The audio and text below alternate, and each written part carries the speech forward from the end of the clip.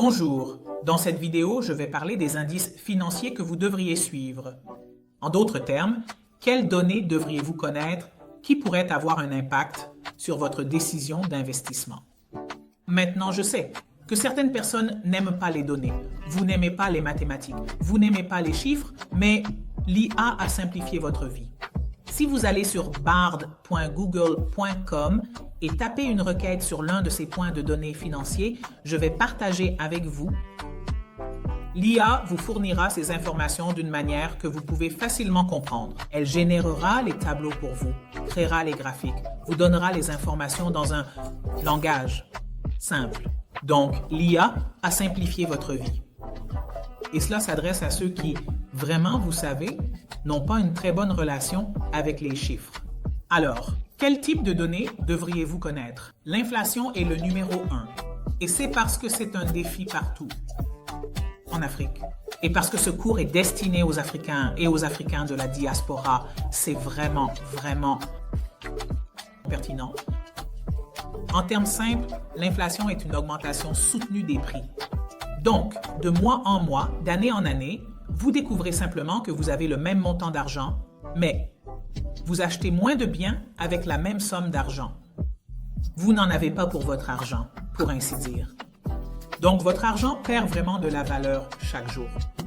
Et lorsque vous apportez cet argent au marché, vous découvrez simplement que vous ne pouvez pas acheter autant que vous le faisiez, disons, il y a 6 mois ou 12 mois. Maintenant, regardons quelques données réelles. Voici donc des données nigérianes. Les taux d'inflation au cours de l'année dernière ou plus ont dépassé 20%. Maintenant, ce que cela signifie, c'est que lorsque vous prenez une décision d'investissement, tout investissement qui ne vous rapporte pas plus de 20%, malheureusement, cela ne vous aide pas à échapper à l'inflation. Cela signifie que vous perdez vraiment de la valeur sur cet investissement, malheureusement, parce qu'à la fin de la journée, si vous gardez cet argent pendant 1 an et que vous dites vous gagnez 10% sur cet investissement, mais que le taux d'inflation est de 20%, vous avez perdu environ, en termes de valeur, oui, vous avez gagné 10% en retour. Mais en termes réels, en termes de ce sur quoi vous allez dépenser cet argent, vous n'avez pas vraiment dépassé le taux d'inflation. C'est mieux que rien dans le sens où c'est mieux d'avoir obtenu un rendement plutôt que de garder cet argent sous votre matelas ou dans un compte bancaire. Mais la règle générale est autant que possible d'essayer de trouver un investissement qui dépasse au moins le taux d'inflation. Et c'est pourquoi beaucoup de gens ont tendance à garder leur argent dans des devises plus fortes. Et nous allons parler ici de la dévaluation monétaire. Donc, si vous vivez dans une économie axée sur les importations où vous vivez, le gouvernement littéralement importe tout. Alors, la dévaluation va signifier beaucoup pour vous. Pour d'autres pays, quand il y a une dévaluation, c'est une bonne nouvelle pour les exportateurs parce qu'il y a beaucoup de demandes de la part d'autres pays pour les produits locaux. Donc, vraiment, cela devrait être une cause de célébration pour les producteurs locaux. Mais malheureusement, si vous vivez dans un pays où vous importez littéralement chaque produit de base, alors chaque fois qu'il y a une dévaluation monétaire, les biens courants deviennent très chers. Donc, voici un graphique de la chute du kwacha zambien par rapport au dollar. De nombreux autres pays africains ressentent la pression par rapport au dollar. C'est donc quelque chose à surveiller. Parce que si vous allez investir dans la monnaie locale, vous voulez être sûr qu'à la fin de la journée, vous ne perdez pas de valeur réelle. Parce qu'à la fin de la journée, si la plupart des biens que vous allez acheter sont indexés sur le dollar, alors le défi est que vous avez vraiment perdu de l'argent. Et ce n'est pas pour critiquer, vous savez, l'investissement en monnaie locale ou critiquer une quelconque monnaie. Mais encore une fois, nous parlons simplement des données dont vous devez être conscient en investissant. Les taux d'intérêt sont intéressants. Vous savez que ce soit le taux auquel les banques empruntent entre elles ou le taux auquel les banques empruntent à la Banque centrale, ce que vous devez savoir, c'est si vous mettez votre argent dans une banque ou si vous placez votre argent dans une institution de gestion d'actifs. Et ils vous offrent l'investissement le plus sûr possible dans ce pays, qui pourrait être des bons du Trésor ou des fonds du marché monétaire. Ceux-ci sont considérés comme les investissements les plus sûrs et à faible risque. Demandez-vous, est-ce que ce taux dépasse l'inflation? Si ce n'est pas le cas, encore une fois, comme je l'ai dit, ce n'est pas mal, c'est au moins mieux que de mettre l'argent sous votre matelas. Cela vous indique simplement que même si vous obtenez un rendement, vous ne dépassez pas vraiment le taux d'inflation. Et malheureusement, c'est pourquoi beaucoup de gens ont tendance à faire des investissements à plus haut risque ou deviennent victimes de systèmes de Ponzi. Parce que lorsqu'ils examinent les investissements les plus sûrs disponibles, ces investissements ne battent pas les taux de dévaluation des devises. Ils ne dépassent pas les taux d'inflation et c'est juste un bon désenchantement si vous avez un profil de risque faible. Donc, en résumé, si vous voulez vraiment calculer le rendement réel de votre investissement, il doit être supérieur au taux d'inflation, au moins. Il doit dépasser les taux du marché monétaire, qui est le taux le plus sûr que vous obtiendrez d'une banque ou d'une institution de gestion d'actifs. Et ensuite, calculer le taux mensuellement. Et je vais expliquer pourquoi. Donc, parfois, vous voyez un investissement qui dit « Oh, cet investissement vous donnera un rendement de 35% en 12 mois. » Et puis, un autre investissement vous donnera 30% en 9 mois. Et immédiatement, vous regardez le total, 35 semble plus grand que 30.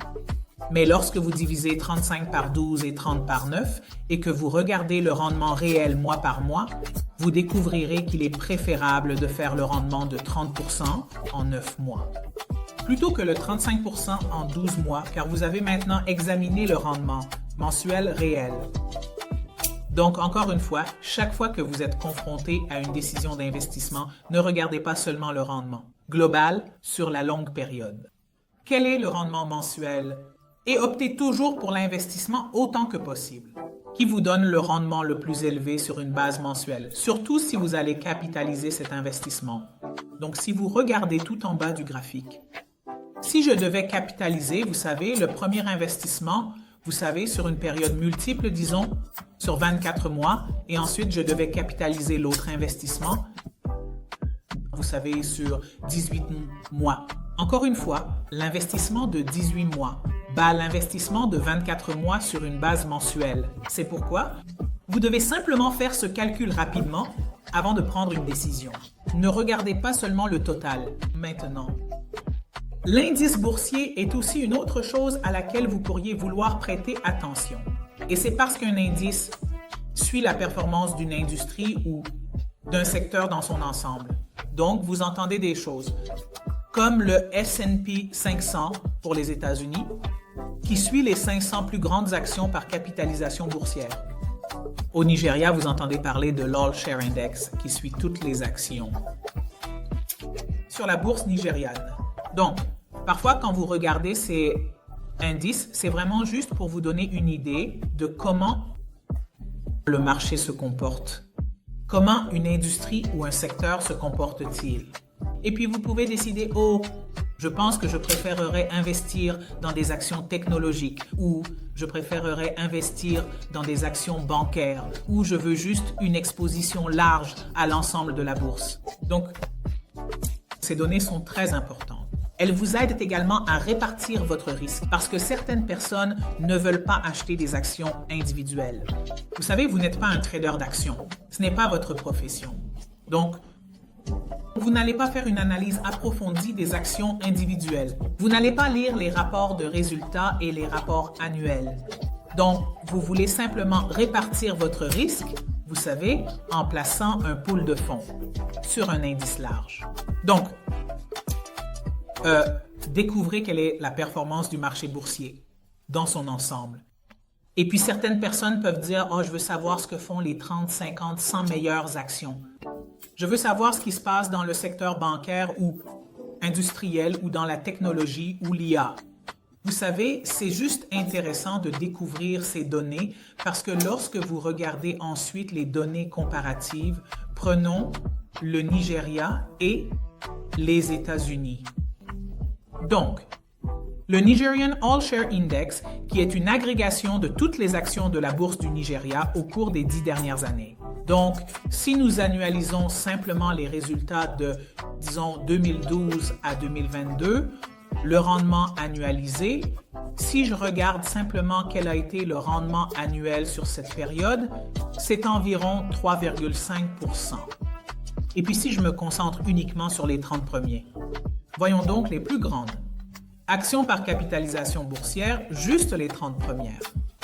Sur la même période, cela a réalisé 9,3%, 9,3%, 9,37%. Ensuite, si je me concentre uniquement sur le secteur bancaire et que je dis « Oh, laissez-moi juste regarder les 5 premières actions bancaires », la performance est de 11,67%. Mais la mauvaise nouvelle est que si je regarde la dévaluation monétaire sur la même période, c'est 12,5%.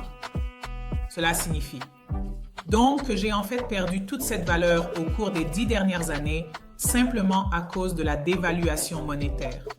Si je mets ce même argent dans la bourse américaine, disons le S&P 500, qui est une agrégation des 500 plus grandes actions par capitalisation boursière, sur une base annualisée, j'ai gagné 12,8% en USD. Donc, vous pouvez voir la différence. C'est triste, vous savez, mais c'est ce que font les données. Parce que lorsque vous obtenez les données, vous pouvez alors décider « Oh, comment dois-je investir ?»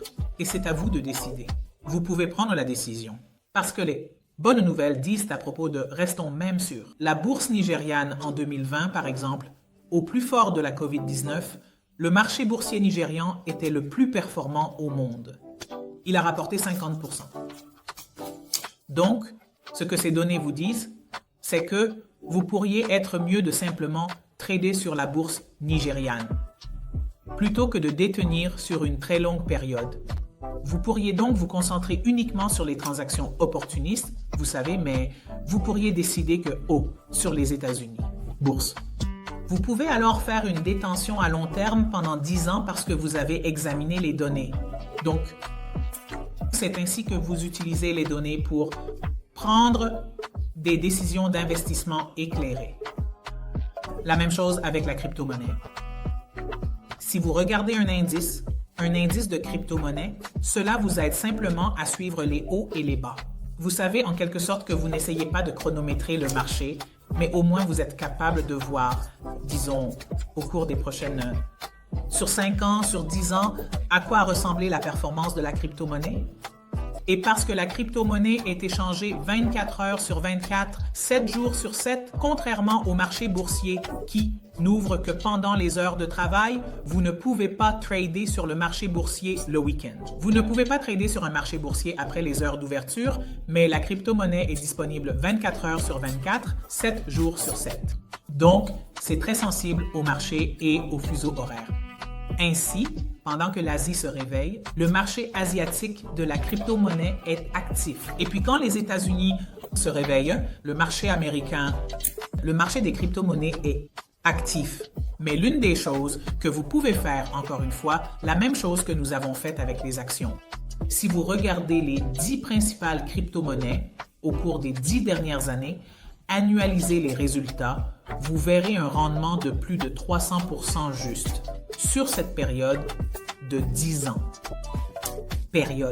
Donc, encore une fois, cela peut avoir du sens pour la crypto-monnaie car c'est un investissement très risqué. Vous pouvez décider de ne pas acheter de crypto-monnaie individuelle et de simplement investir de petites sommes d'argent.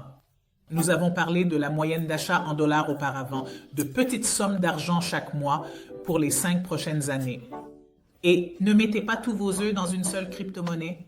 Donc, vous pourriez dire, faisons simplement les 10 principales avec de petites sommes. Au cours des 10 prochaines années, et cela pourrait être, vous savez, votre stratégie pour investir dans la crypto-monnaie, c'est à haut risque, mais vous répartissez votre risque sur un indice. Et c'est la beauté des fonds indiciels. C'est la beauté des fonds négociés en bourse, qui sont également juste une agrégation, vous savez, de différentes actions dans une industrie particulière. Donc, qu'il s'agisse d'un fonds négocié en bourse, d'un fonds indiciel, c'est vraiment la même chose. Principe. Vous agrégerez simplement des actions qui appartiennent à une industrie ou un secteur particulier, ou vous agrégerez, vous savez, les 10 premiers, les 30 premiers, les 50 premiers, les 500 premiers à travers l'ensemble de la bourse. Et c'est une façon d'investir dans des actifs à haut risque, tout en répartissant votre risque. Donc, c'est vraiment le résumé de la leçon de cette vidéo. Et puis, enfin, suivez les prix des denrées alimentaires. L'avantage de suivre les prix des denrées alimentaires est que pour ceux qui font beaucoup d'investissements agricoles, de matières premières, d'investissements dans les denrées alimentaires, vous voulez être conscient des saisons. Donc, beaucoup de matières premières alimentaires suivent une saison particulière, saison sèche, saison des pluies, notamment en Afrique. Donc, vous voulez acheter quand le prix est bas. Vendre quand le prix est élevé. Il y a certains produits que vous connaissez un peu parce que, vous savez, l'Afrique est très religieuse, donc chaque Noël, certains prix des denrées alimentaires augmentent. Chaque Ramadan, certains prix des denrées alimentaires augmentent. Donc, si vous êtes ce genre d'investisseur à haut risque et que vous voulez participer au commerce des matières premières alimentaires, vous devez simplement suivre ces saisons et ensuite suivre les prix au cours de ces saisons. Voilà, c'est tout. Merci d'avoir regardé la vidéo. Et comme toujours, envoyez-moi un message sur les réseaux sociaux. Je suis disponible pour répondre à vos questions. Merci.